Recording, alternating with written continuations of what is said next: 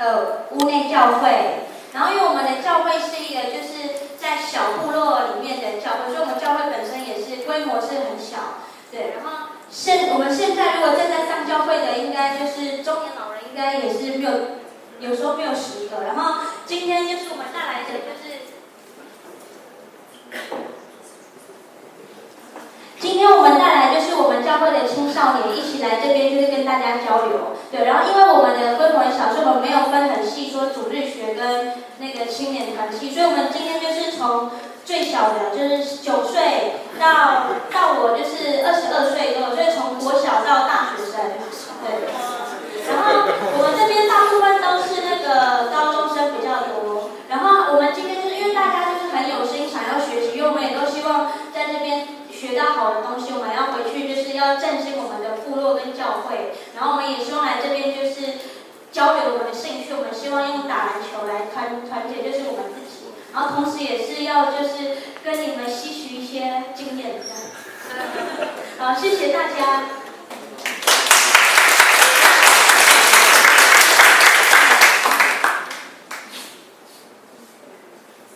我们待会就是第2首歌叫做《小乌来篮球之歌》，然后是我的那个就是创作，就是词曲都是，然后他们会唱给大家听。